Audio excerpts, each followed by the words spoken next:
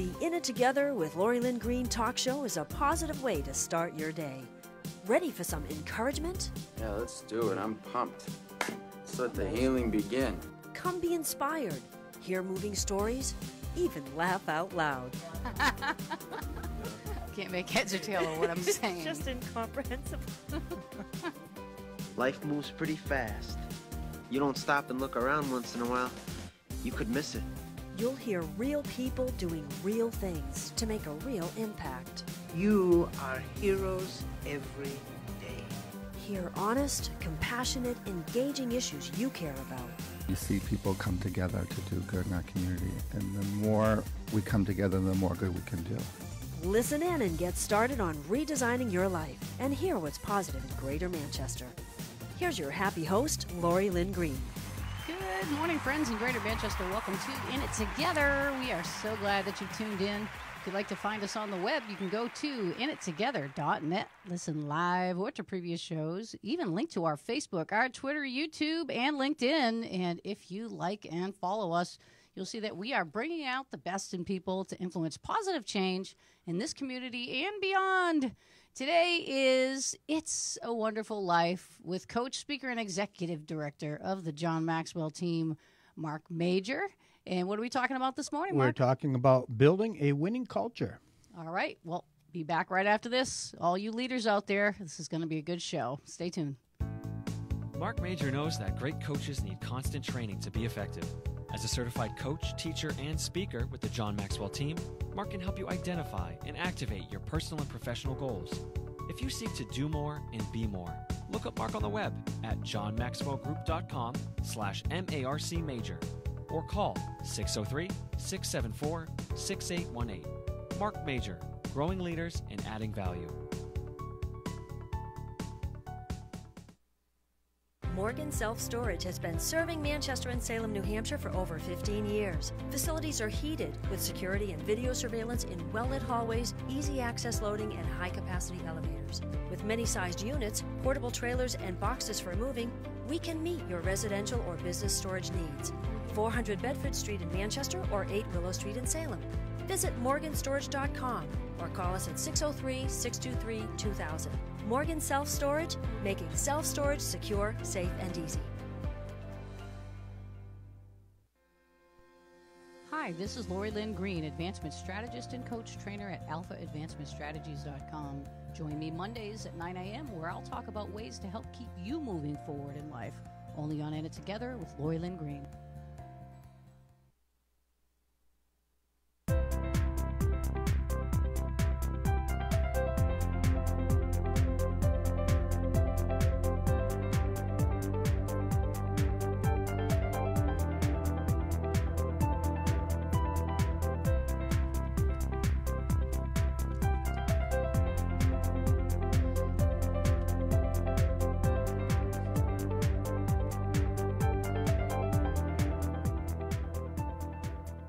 Welcome back to In It Together. We're so glad. We're just getting started here on It's a Wonderful Life with Marc Major. Good morning, Marc. Good morning. How you doing? I'm good. How you doing? I'm doing great, actually. Good. Very happy. And if you watch my show Monday, you know why? Because happiness is up to us. Oh, absolutely. That it starts from the inside out. If you wait for outside circumstances to make you happy, you may never be happy. You may be waiting a very long time. A long time. So today we're talking about building a winning culture, which it's a vital topic if you're building an organization especially that's trying to move ahead, work on projects. You know, we've talked in the past couple of weeks about leadership and how, companies now have to really be on the edge of technology and, 2-year plans almost seem obsolete these days. You got so many changes with technology and things moving so fast. You have to be on the cutting edge. And what you really need is creativity. And a winning culture sparks creativity. Creativity sparks ideas that do move the team forward. And to do that, to have a winning team, you need people on your team that have a passion for personal growth and being the best they can be. It seems like everything we talk about comes down to personal growth, doesn't it? It kind of does. Yeah. Because if you're not getting better, you're just, there's no such thing as staying where you are. You're either getting better or you're moving backwards, especially in this culture, in this atmosphere where things move so quickly. And so, to do that, to build that winning culture, it's important to encourage and fuel that passion we were talking about by cheering people on, cheering accomplishments, celebrating victories, and recognizing people for their efforts. If you can see that people have been working hard to do, to get into personal development, to be the best they can be, to step up to the plate when there's challenges, instead of sitting in the corner, people stepping up to take on the challenges head on. That's personal development right there. Right. And without it, you're not gonna develop that team. You're not gonna develop those people. And so it's important for the people in charge to, take the lead in that regard and lead by example. If you're not growing, why would you expect your people to be growing? It's so important that you're saying this, Mark, because, leaders are people too. And a lot of times people will always, my happiness is dependent on the leader too, though. So it goes both ways. Yes, the leader's the example, the one with the vision, the one that's, but the expectation put on them is far greater than other people. Right. So what I'd like to say is, whether you're the leader or the follower, whether either way, or you're a developing leader, it's not about looking for someone to be perfect, but someone to make progress, and that is focused on developing, like you're talking about, and being better. I think the more you take time to develop personally, the better you become at being adaptable, to shift gears and make changes when you need to, and to be able to make those tough decisions sometimes. Right. Personal growth is not just sticking your nose in a book or listening to whatever. It's taking a step back and looking at what you've accomplished, what's worked, what hasn't worked, and learning from that. That's part of growth right there. Yep. And if you're going to have creativity, here's another big thing. You have to allow in that culture you're trying to build the ability to make it okay for people to fail, because you're not going to be creative. You're not going to do new things and be cutting edge without a few setbacks. And you have to look at it as not, we failed. It's, okay, this didn't work, but we're a step closer to where we need to be. And that's the attitude that you need to take. Yeah, when you talk about allowing failure, which is another good thing, is you have to be a pretty gracious person. And when you say allow failure, a lot of times that's setting someone up. Sharing. You've already gone through, the hiring process, sharing the vision with them. They've agreed to the terms that you've said, and then sometimes people just go rogue. Yeah. And doesn't mean that that it's over, but you can. A leader will try to give people the benefit of the doubt, give them time to readjust, but they also communicate. They make sure that they communicate the expectations again and again, and then allow that time for change. But some people will, some people won't. But when we talk failure, we're talking about if you're trying to test new systems and try to do new things to grow the business, there's going to be setbacks. And that's what we're talking about, not necessarily somebody being a screw-up, but, allowing people to be okay with trial and error till you get to the point where you actually have success. Sometimes people are afraid to try because the atmosphere in the business is, you make a mistake, you're out. And so they won't even try because they don't want to be messing up. So people are always taking the safe route. But so what I'm saying is, make it okay to not always take the safe route. Take the route that's going to help the company move forward. Yeah, well, here's an interesting thought, because, this is something I've learned as well. You talk about allowing trial and error. I think when somebody's new or something that you're doing is new, that is somewhat okay, but what you want to look for is somebody who's really seeking God's wisdom, who's really who's aligned to what your values are, Right. and somebody who is not trying to do trial and error. Let me just figure it out and all this stuff, but somebody who's genuinely understands that you can have a lot of knowledge, Right. but wisdom only comes from God and how to apply it. Right. And so that somebody who has that quality, for me, that's what I look for, because trial and error is how the world does things. Yeah. And I feel like that's probably not the best way to do it. That's like a slingshot in the dark, right? But you do it and you give people the ability to do it and move on and have some grace with people. And I think that's as a leader, we're not always going to make the right decision, so we want people to have some grace with us as well. But if you're somebody that always has a heart for doing the right thing, I think that buys you a lot of grace right there. If your heart's in the right place. Right. So what we're talking about is, we know people by their character. And so, and you and I have talked about this so many times, is to look at when you're hiring, try to already have a value system of your own that you stick by, and make sure you communicate that well, not just in what you tell people, but how you live your life. Right. Exactly.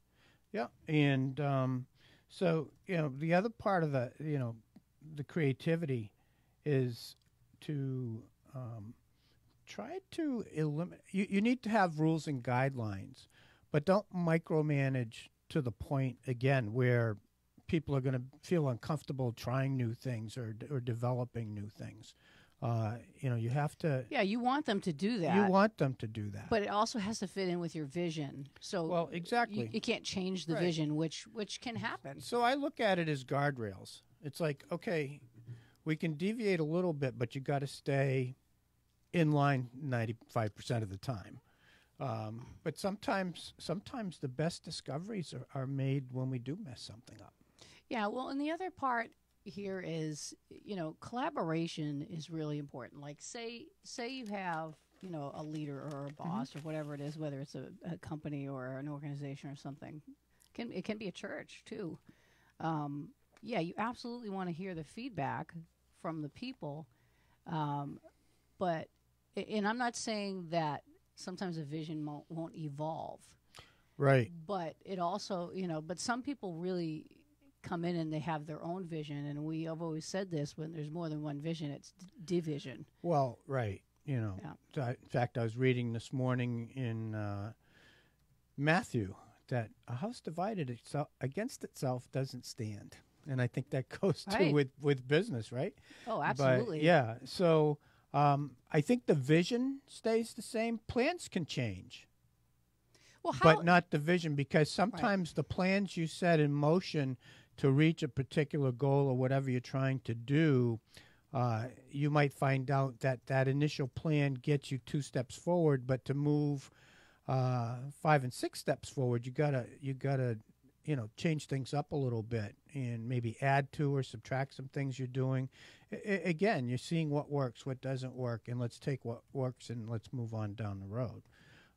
But if you're so stuck on the plan that you're immovable from that plan and you're not flexible, that also opens up the door to miss some opportunities that might be out there as well. I think in some aspects I agree with that, but in other aspects, if God has given, someone's usually a leader in something because God has put them there, and they can't necessarily waver from what God told them to make somebody else feel better. So it's not that what you're saying is bad, but I think how we work together is usually something that we've agreed upon before we get going. Right. And if we can't agree on how that's going to happen, sometimes, I've made agreements with people how we're going to work together, and then it becomes, it's my way or the highway.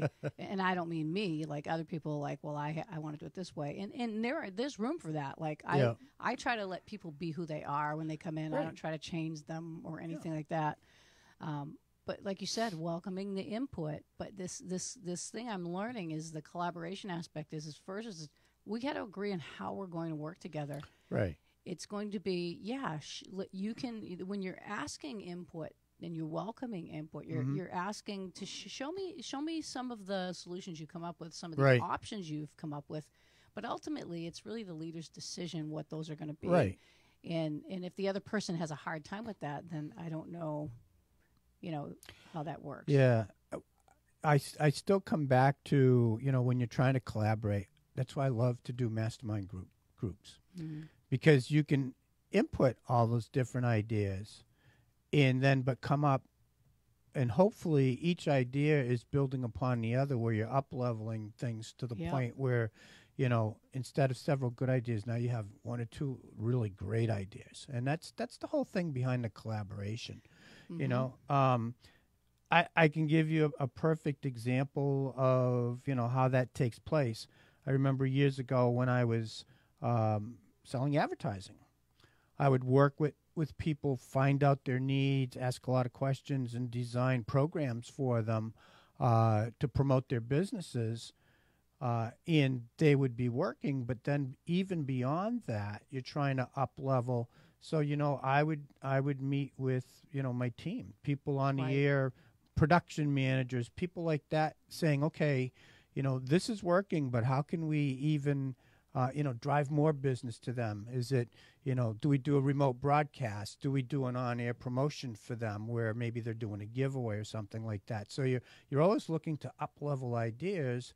And so many times when we did that, the clients be blown away. It's like, wow, I expected this, and you guys went over and above and really, put me on the map and really made a difference. And so, that's what you're looking for, whether you're working for clients externally or you're trying to improve products internally. You're getting feedback. A perfect example, again, is maybe we're doing some advertising a little bit, but we have a Lindt chocolate factory in Stratham. And every now and then, my wife Victoria and I get invited to come because they do taste testing panels.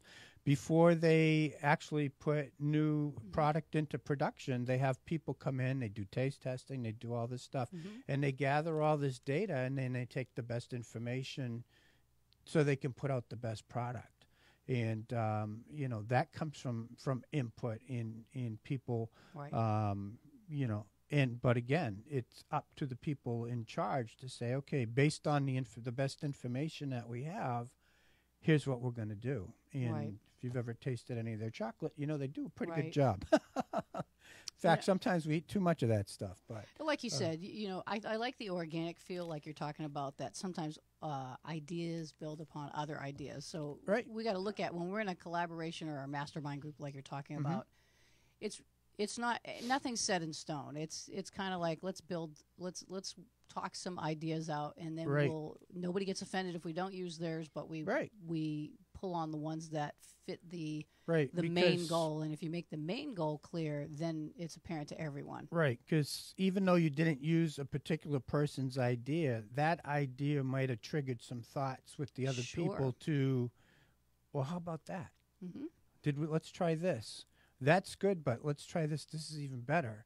Yeah. So, I look at it as each idea is a seed planted for another idea. Yeah, absolutely. And that's how it grows. And this is where, as leaders, we have to count the cost. Some things don't matter as much. Obviously, you're not going to, okay, we're going to throw $10,000 into this campaign that's never been tried before in an area that does not look promising. I mean, obviously you wouldn't do something like that, but But there are some ideas why don't we try blue instead of yellow? Right. That's where it's a little bit. Well, what's it going to hurt? Right. And with each idea we're not talking about willy nilly. Hey, let's go try this. I mean, most companies, if they're smart, they do some market research. They do, their due diligence before they put an idea into practice. I think that is true, and even more so though, a lot of things where nobody's ever done what you've done, the way you've done it. Sometimes there's no market research for it. Right. You know, we're a little bit different. You know, we don't Right. do everything the way everybody does it. So there are areas where we've had, how do we move forward with this? Because we really can't compare it with other Right. things. So what do you do in that situation? You know, this is where you got to have the collaboration. You got to talk to your team. You got to come up with something. And actually, we're going to be doing that next Tuesday. Right. And so, yeah, so, you know, you were talking earlier about, you know, seeking counsel, seeking wisdom. You know, a lot of times when I meditate on ideas of things I want to do, things I want to try, when you're quiet and you just spend that quiet time, it's amazing the ideas that come flooding into your mind, and because you need to get rid of the distractions. Well, that's really what we call meditating, Mark. Right. And the Word of God talks about meditating on the Word day and night. Mm-hmm. And what he's talking about is meditate on what he's saying. Right. And so in order for that to happen, we have to get quiet. We have to get quiet, and we have to, you know, it's interesting because sometimes people say, oh, you're mixing religion with this and that in business. It's like, you know what? The Bible is like one of the best business guides I've ever read. Absolutely. Proverbs, everything. It talks about character. Everything we talk about has its roots in there. Exactly. And a lot of people don't see that because they go to the gurus or they read all these self-help books, which they're not bad things. But they don't have the power in them to make the change happen. They just Right. have information. Mhm. Information and transformation are two completely different things. Right. The transformation has to come from within. That's right. Absolutely. Well, we got to take a short break. Just want to tell people to support those who support us, and that'll keep us on air. And we're support excited us about as well. that. All right. Well, we'll be back right after this. Stay tuned. Hi, I'm Lori Lynn Green, advancement strategist and owner of AlphaAdvancementStrategies.com. I've been very successful at helping people overcome stressful situations to get immediate results in their personal and professional lives. At Alpha Advancement Strategies, we provide a non-judgmental and supportive environment, empowering clients to focus more on reaching their goals. You can find us on the web at alphaadvancementstrategies.com or call us at 603-860-9260. Alpha Advancement Strategies is where you invest in yourself. Little Leapers and Knowledge Keepers Childcare and Preschool offers learning experiences that give kids a healthy sense of self and meaningful connections to the world around them. We teach children from a positive perspective so they learn healthy conflict resolution and develop character. Owner Jennifer Lever has over 28 years' experience in child development. She's helped children learn to read as young as 18 months. Join our happy place where we make happy happen, located in Pinardville, bordering Bedford and Manchester. Call today at 603-491-1780. Hi, I'm Bob Bola, Chief Instructor of Defensive Strategies and anchor of the Personal Safety segment, where we talk about personal protection, situational awareness, and home defense. Tune in every Thursday at 9 a.m. and refuse to be a victim. Only on In It Together with Lori Lynn Green.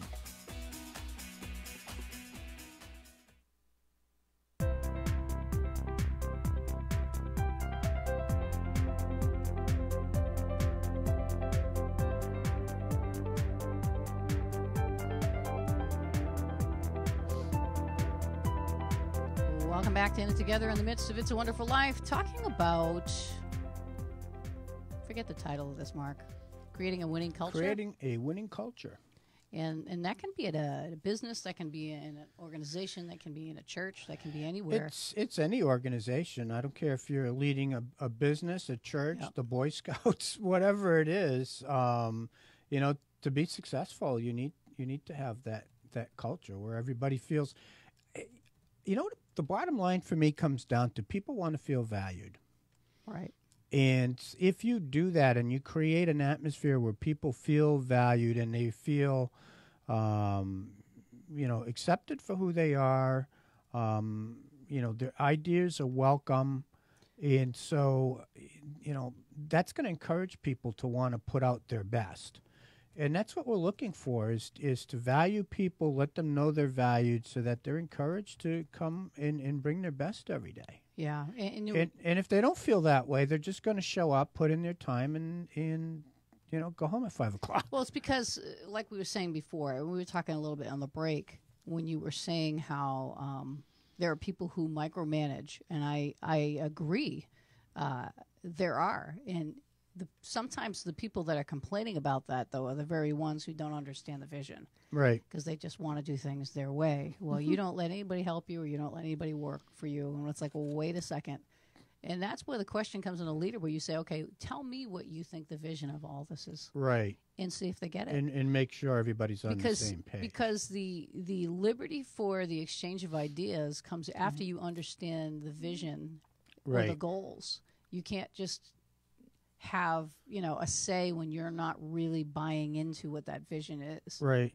Yeah, and where it's really vital is when you start getting into larger organizations where maybe you have 10 different departments, all led by a different department head. As the main leader, you have to make sure your department head people are on the same page as well, so that everybody in every department is catching what the vision is for the company as a whole.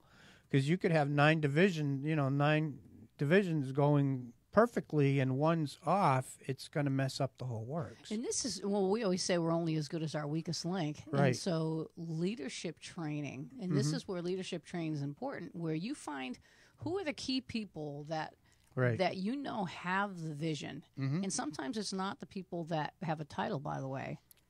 You invite people in, and this is where people have a hard time. Well, I've been here longer, or this and that. Automatically, that person's not the right person. Because if their focus is on what they're not getting or whatever, it's the wrong focus. Right. Yeah, I always tell people, if you're focused on doing your best and helping the company that you're working for and, helping the boss you're working for, and you do that on a daily basis consistently, you'll be recognized, you'll be promoted, you'll get, because you're gonna make yourself so valuable, they're gonna want you in the upper levels of leadership in that organization. And this is where we've talked about in the past as well, as this servant leader model. Right. Now, I think people get this wrong sometimes. They say that they're the servant leader model, but if you look at a pyramid, okay, as far as a business goes, it's usually the head honcho at the top, and then the management, middle management, and then the staff, and then underneath that comes the customers. But I think the servant leader model flips that whole thing upside down. Where the customers are the goal. What are their customers' needs? What are we going to do? Exactly. And then the staff has to know, because the staff really knows, because they're the ones working with them. So we got to listen to them for that. And then the middle management has to make sure that the staff has what they need to accomplish what they need to do. Right. And then the big guy is really the greatest servant of all. I mean, you've seen Shark Tank, right? Nope. Okay. I don't watch a lot of TV. I love Shark Tank. Okay, so I watch Shark Tank. It's an entrepreneur program where they have entrepreneur. I mean, I've heard of it, but they have entrepreneur panels, and people come in and they pitch their ideas, and they got a couple minutes to do it, and they either the entrepreneurs will either buy into their thing or they won't. And so there's a guy there, they call him Mr. Wonderful, Mr. O'Leary with the bald head. I watched it. He's not my favorite. He's kind of he's a tough guy, but anyway, but he's honest. I saw one of his videos on I think it was LinkedIn. And he was talking about what it really means to run a company. And when he was talking, he said it's all about serving. First, you serve your customers, you serve your employees before you serve yourself. Right. You were talking about the pyramid, and that's the other thing that comes to mind too. Don't have so many levels of bureaucracy in your organization that you can't implement things when you need to implement them. And decisions should be made as close to the source as possible. In other words, and again, I can remember this working in retail. We deal with the customers every day. We're running the store every day. Right. Some suit in Chicago comes in trying to implement all kinds of stuff. It's like, well, dude, have you ever worked in a store? And a lot of times they never did. So things that they thought should be done just weren't practical.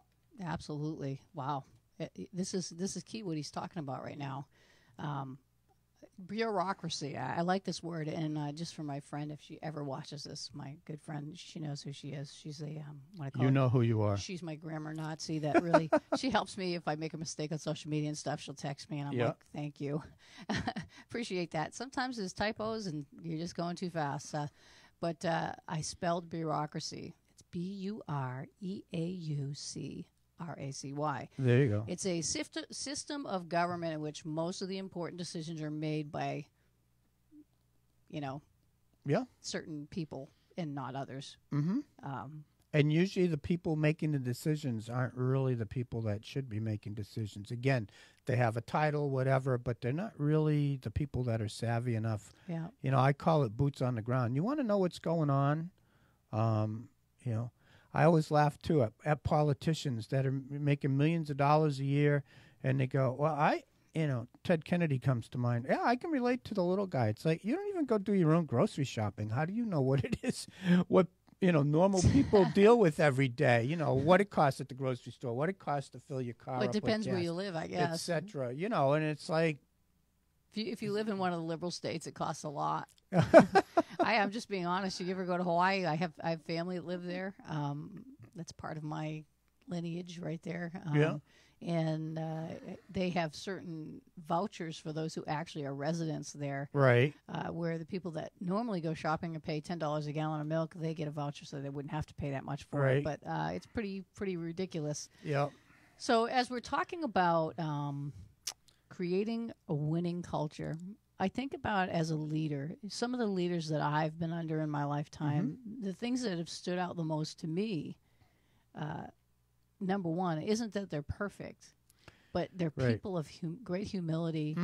And I'll tell you, when you have that, it's such the culture can be more forgiving. Right. The people can be more forgiving. There's a lot more. Well, yeah. If you don't have humility, if you're one of those bosses that's a jerk, people are looking for opportunities to shoot you down. They can't wait till you fall off your pedestal. Right. And but on the other hand, if you're a leader who works hand in hand with your folks and kind of gets in there and gets dirty with them, if something comes up, they're more likely to have your back. So that's the thing to look at. I was reading a few things as well, Mark. What comes to mind, I'm just pulling out some of the things. I don't have time to share it all, but there's also I have a strict no gossip policy. Because I think even biblically, if you have a problem with someone, you're supposed to go to them and talk to them. Right.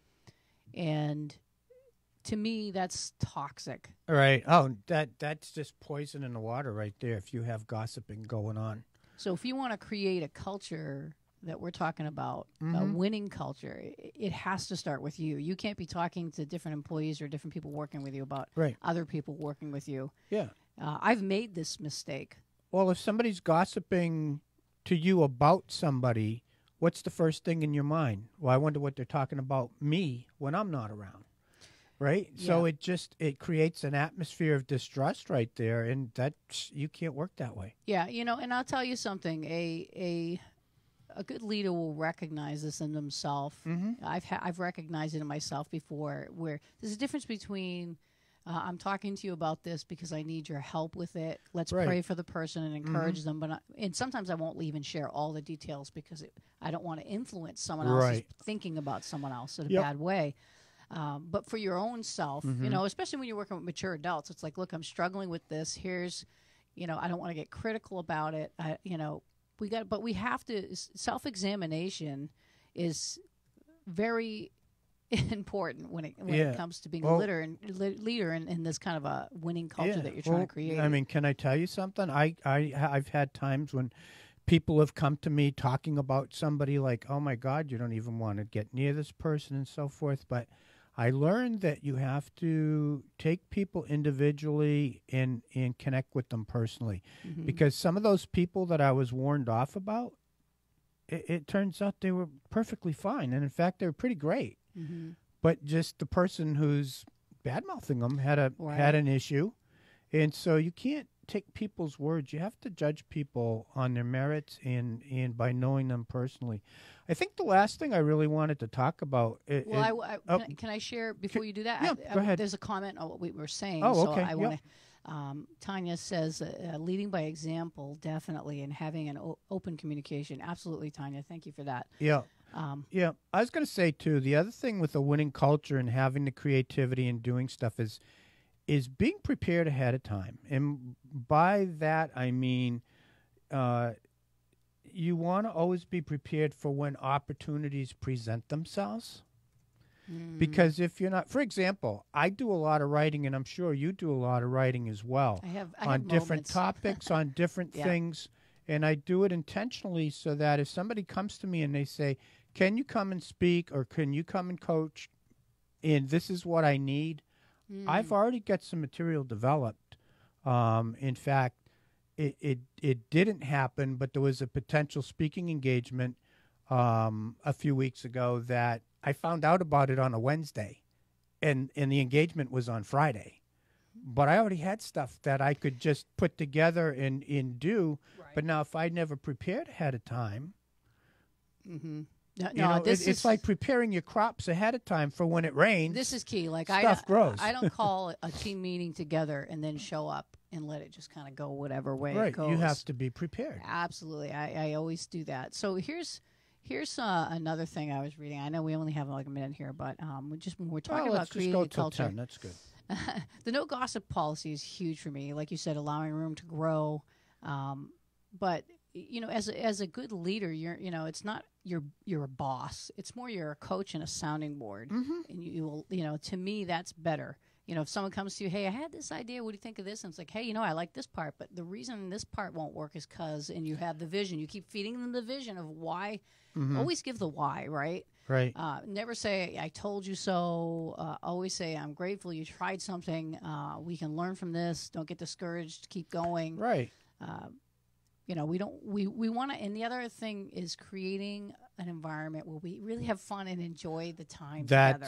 That's what you need. And so, people get up and look forward to their day instead of going, oh man, I got to go to work. You don't want that atmosphere. You want people and again, we talk about why coaching is so important. If you're a leader in an organization, you're in there and you're getting the view of what's going on in the organization. Sometimes it's good to get a bird's eye view of things from somebody who's not necessarily in the organization, but has had experience in business like you've had, like I've had for 40 years, that can look at it with a fresh eye and maybe give you options to think about that maybe you weren't thinking. Because you're a lot of times leaders can get too close to a situation, so they're not seeing all the possibilities. But when you have a coach come in and help you with that, it can help you see things that you didn't see, and it help you expand your vision somewhat. Absolutely. And Mark, I'm so glad you said that, because I will be utilizing you hopefully in the next week.